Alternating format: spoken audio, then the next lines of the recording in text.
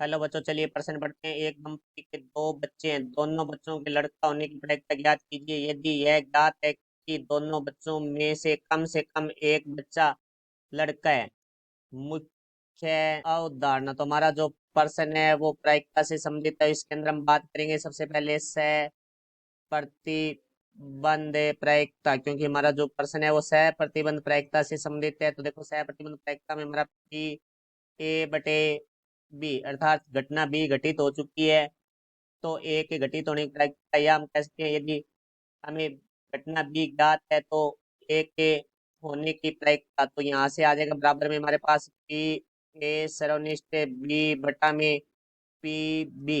तो अब देखो, हमारे प्रश्न के बारे में बात करते हैं। तो प्रश्न में हमें दो घटनाएं दी गई है, जो हमें ज्ञात करनी है वो हम घटना ए लेंगे। मानना घटना ए, तो घटना ये देखो भाई, उसने क्या कहा है, दोनों बच्चों में से कम एक बच्चा लड़का है, ये हमें ज्ञात है। और दोनों बच्चों के लड़के होने की प्रायिकता ज्ञात करनी है, तो हम यहाँ लिखेंगे दोनों बच्चे लड़के हैं। तो ये हमारी घटना ए हो जाएगी। और अब घटना जो हमें ज्ञात है वो हम घटना बी में लेंगे। तो देखो, यहाँ उसने लिखा है दोनों बच्चों में से कम एक बच्चा लड़का है, तो यहाँ लिखेंगे हम दोनों बच्चों में से से कम एक बच्चा लड़का है। तो यहाँ से देखो, इसकी हम प्रतिदर्श समष्टि बनाते हैं, जिसको हम एस से लिखते हैं, जो कि कुल संभावित परिणाम हमारे, देखो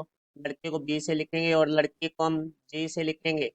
तो देखो, हो सकता है दोनों हमारे लड़के हो सकता है बड़ा लड़का हो छोटी लड़की हो सकता हो बड़ी लड़की हो छोटा लड़का हो सकता है दोनों ही हमारे क्या हो, लड़कियां हो। तो अब देखो, ये हमारी प्रतिदर्श समष्टि होगी। तो ये तो हो गए हमारे कुल परिणाम, जो कि हमारे पास हैं चार। अब हम बात करते हैं एक एक घटना के बारे में। तो ए में हमारे कौन कौन से हो सकते हैं। तो देखो, दोनों बच्चे लड़के हैं, तो दोनों बच्चे लड़के हैं तो लड़कों को बी से लिखा गया, तो दोनों ही लड़के हैं तो बी बी होगा। फिर हम बात करते हैं बी के लिए। तो बी में देखो, कम से कम एक लड़का है, तो देखो पहले बी लड़का लड़की, या लड़की बड़ी लड़का छोटा, या दोनों लड़के, क्योंकि कम से कम एक लड़का तो होना ही चाहिए इन तीनों स्थितियों में।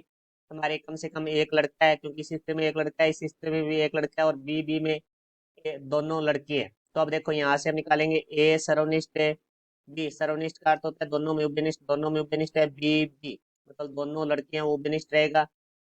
तो यहाँ से हम बात करते हैं पी ए के लिए। तो हमारा देखो भी, प्रायिकता का जो सूत्र होता है वो होता है हमारा अनुकूल परिणाम बट्टा में कुल परिणाम।